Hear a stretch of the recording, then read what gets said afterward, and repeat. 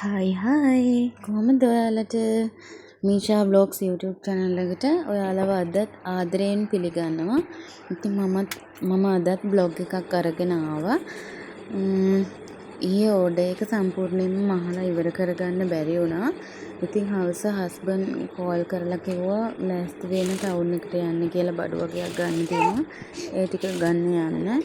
බබාව Park එකට එක්කන් යන්නත් බැරි වුණා ගොඩක් දවසකින්. ඉතින් යාව පාක් එකටත් එක්කන් යන්න බලාගෙන හවස අපි ගියා ටවුන් එකට. ඉතින් ඕඩර් එක මට කරගන්න බැරි වුණා. අද තමයි ඉතින් මේ ඉතුරු ටික මහන්න ගත්තේ. ටට්ටක් ගාලා ඉතින් මම දැන් මහන්න ඕන මේ ටික කොරියර් එකට දෙන්න. හවස් වෙනකන් ඉන්නත් බෑ. ඉක්මනට මහලා ඉවරයක් කරගන්න ඕන එක.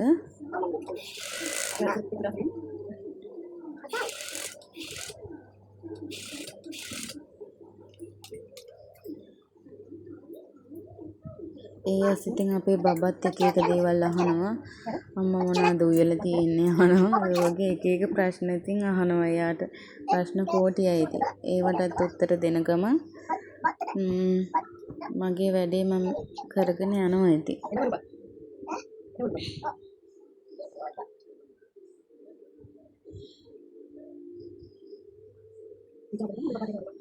දැන් මේ ඉතින් පැක් කරන වීඩියෝ එකක් තමයි ඔයාලට ඇටච් කරලා තියෙන්නේ. මම ටට්ටක් ගාලා ඉතින් දැන් පැක් කරගන්න තමයි තියෙන්නේ.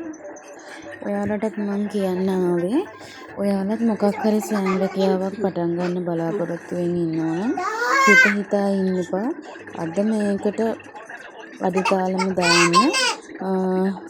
ලොකු දේවල් කරන්න ඕනේ නැහැ මුලින්ම. ලොකු මුදලක් ඕනේ නැහැ. ඔයාලටත් පුළුවන් සුළු මුදලකින් ඔයාගේ ව්‍යාපාරය ආරම්භ කරන්න. බය වෙන්න එපා කිසි දෙයකට. මමත් ඒ වගේ තමයි.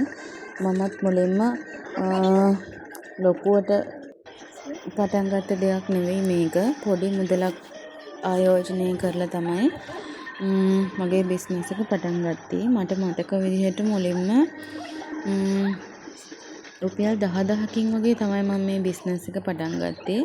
මම මහන්නේ ඉතින් පොඩි ළමයින්ගේ ඇඳුම්නේ. එතකොට අපිට කට් පීස් කඩවල් වලින් ගන්න පුළුවන්.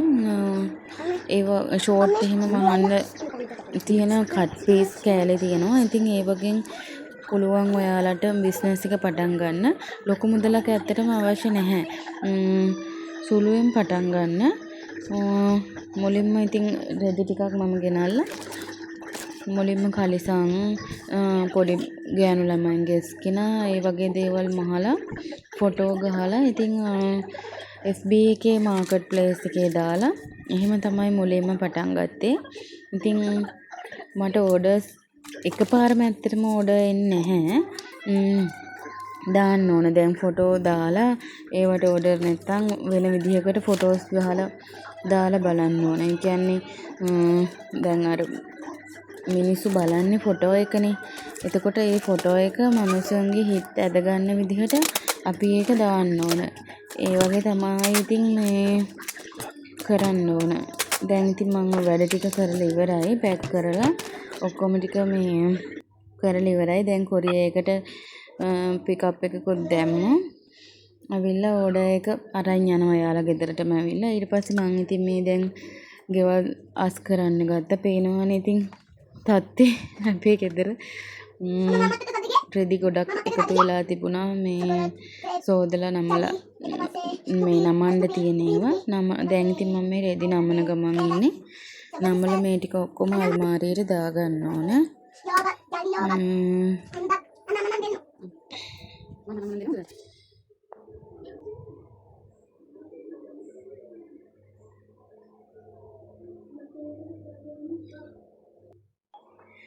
වැඩ ගොඩක් තියෙනවා ඉතින් කරන්න.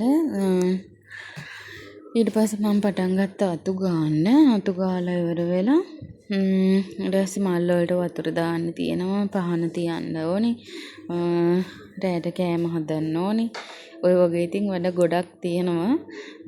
බබාගේ නර්සරි එකේ වැඩ බලන්නත් ඕනේ. ඉතින් ඒව ඔක්කොම කරගන්න ඕනේ. ඉතින් බිස්නස් එකේ වැඩ කරගන්න ගමන්ම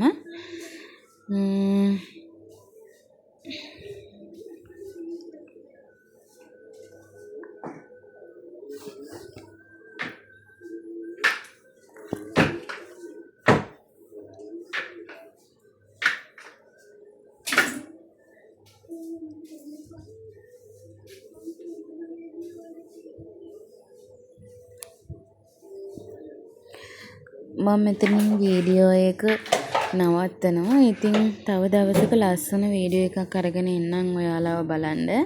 ඉතින් ඔයාලත් ඔයාලගේ වැඩ ටික බිස්නස් වැඩ ටික ලස්සනට කරගන්න. thank you ඔයාලා හැමෝටම.